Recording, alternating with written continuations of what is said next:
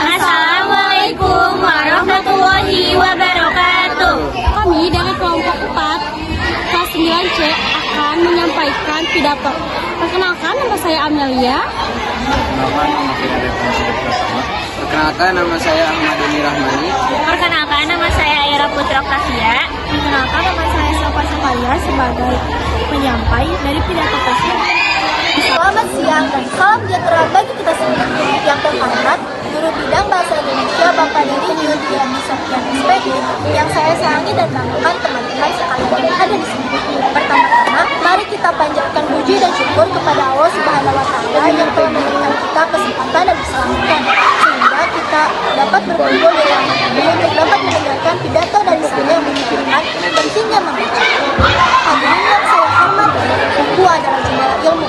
Dengan membaca kita dapat menjelajahi dunia. Namun sayangnya, semboyan tersebut hanya sebagai perhiasan semata. Pada nyatanya, minat baca terutama di Indonesia masih sangat rendah. Pada dasarnya, membaca sangat penting untuk kita supaya kita dan membaca juga dapat menentukan masa depan kita. Karena dengan mempunyai pengetahuan yang pas dan berguna di masa depan, kita juga dapat memperoleh masa depan yang cerah dan mempunyai pengetahuan yang berguna bagi diri kita sendiri maupun orang lain. Tidak hanya itu, membaca juga dapat menghilangkan stres. Oleh karena itu, mari kita tingkatkan minat baca kita juga minat baca masyarakat Indonesia supaya kita juga dapat meningkatkan sumber daya manusia di Indonesia sehingga Indonesia bisa lebih maju ke depannya. Namun, ketertarikan terhadap membaca bukanlah hal yang timbul secara tiba-tiba, butuh waktu dan latihan secara terus-menerus. Untuk karena itu, minat baca harus diawali sejak dini agar kita terbiasa dan memperoleh manfaat yang besar pula.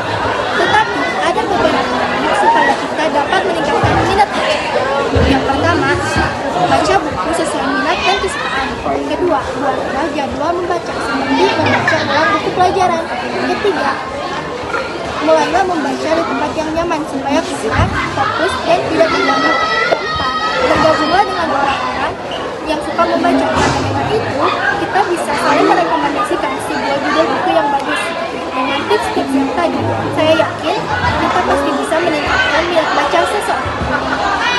Teruslah belajar dan berjuang karena kehidupan terus berjalan. Seperti halnya roda yang terus berputar. Maka dari itu, kita tidak boleh mengenal kata menyerah. Kita harus buktikan kepada dunia bahwa kita bisa. Tidak ada yang tidak mungkin di dunia ini kalau kita ingin mencobanya. Saya yakin kita juga pasti bisa meningkatkan minat baca diri kita sendiri maupun orang lain. Sekian pidato dari saya. Mohon maaf bila ada kekurangan atau kesalahan. Semoga pidato tersebut bermanfaat bagi kita semua. Saya ucapkan terima kasih banyak kepada kalian yang telah hadir di sini dan mendengarkan pidato dari saya.